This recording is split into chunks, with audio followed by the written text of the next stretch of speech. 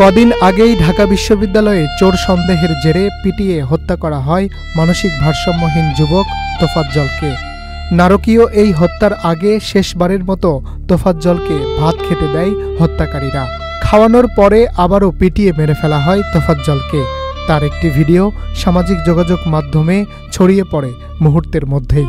তোফাজ্জলের সেই ভাত খাওয়ার দৃশ্য হৃদয়ে রক্তক্ষরণ তৈরি করে সাধারণ মানুষের।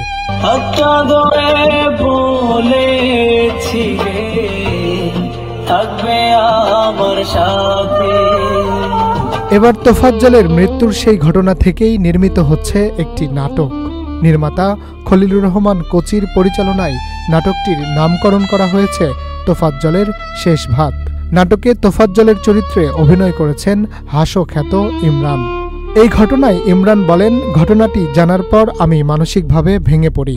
একজন নিরপরাধ মানসিক ভারসাম্যহীন মানুষকে ভাত খাইয়ে কিভাবে ছাত্ররূপী অমানুষরা খুন করতে পারে।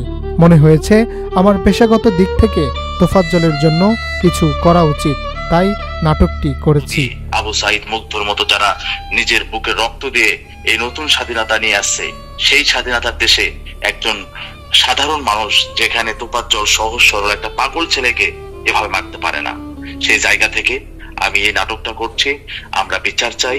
আমি ইমরান হাসো সবসময় সত্যের পক্ষে ছিলাম, আছি, থাকবো ইনশাল্লাহ। যাতে তোফাজ্জলকে না ভুলে যায় মানুষ, সেই জন্য আমার নাটকটি বানানো। ইতিমধ্যে আফতাবনগরের বিভিন্ন জায়গায় নাটকটির শুটিং সম্পন্ন হয়েছে। এখন চলছে পোস্ট প্রোডাকশনের কাজ। সম্পূর্ণ নাটকটি শুক্রবার ইমরান হাসো ইউটিউব চ্যানেলে দেখা যাবে বলেও জানা যায়। নিহত তোফাজ্জলের বাড়ি বরগুনা জেলার পাথরঘাটা উপজেলার কাঁঠালতলী ইউনিয়নে। কয়েক বছর ধরে তোফাজ্জল মানসিক ভারসাম্যহীন অবস্থায় ছিলেন বলে জানা যায়। এদিকে তোফাজ্জল হত্যার ঘটনায় অভিযুক্ত ৮ শিক্ষার্থীদের ৬ জনকে গ্রেপ্তার করে পুলিশ।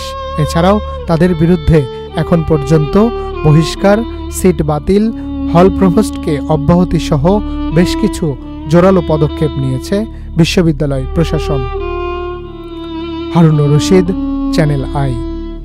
এসিআই অ্যারোমা চিনি গুঁড়া চা, স্বাদে ঘ্রাণে উৎসবে।